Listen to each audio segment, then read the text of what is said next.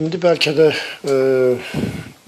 bir o qədər fikrimi tam bildirə bilmərəm. Gərək oyuna baxandan sonra daha yaxşı öz düşüncələrini bildirə bilərəm. Amma hər bir halda bu komanda dediyim kimi 90 dəqiqə dinamikanı qoruyub saxladı. 90 dəqiqə təzyiq eləyə bildi.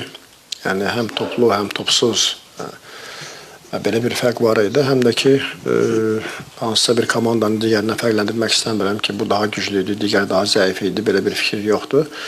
Və oradakı nəticə, geri dönüş burada da ola bilərdi. Çünki elə ikinci hissə çox yaxşı başladıq oyuna və həm penalti epizodu, həm digər yaxşı hücumlarımız oldu.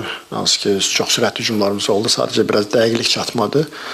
Rəqib, belə deyək ki, ustalıq, keyfiyyəti bizdən biraz daha yuxarı idi. Ona görə əlinə düşən şanslardan istifadə edə bildi. Amma hər bir halda bəlkə burada daha çox futbolçular güc sərf elədi və bəlkə burada daha çox davleniya vardı.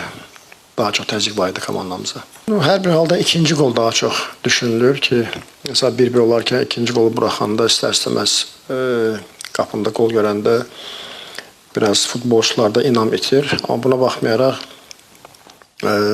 dediğin kimi biz geri çəkilmədik. Əksinə daha çox hücumda olmaq istədik. Daha da inamlı oynamaya başladıq.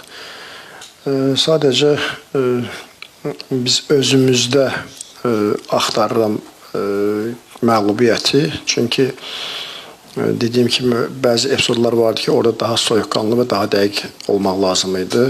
Bu da biraz onlar üçün bu daha rahat idi. Çünki onlar il boyu bu təzyiqdə oynayırlar. İl boyu bu cür dinamikada oynayırlar. Bizdə istər-istəməz biraz belə oyunlara hazırlıq bir o qədər yüksək səviyyədə keçmir. Öz çempionat oyunlarımızı götürsək. Amma ümumən belə, bəlkə də bilmirəm, desək, bəlkə penalti epizodu ola bilərdi. Hansı ki, bəziləri dedi var idi, bəziləri dedi yox idi. Düzdür, mən özüm görməmişəm. Belə, deməli, bugün məğlubiyyətə daha çox layiq idik.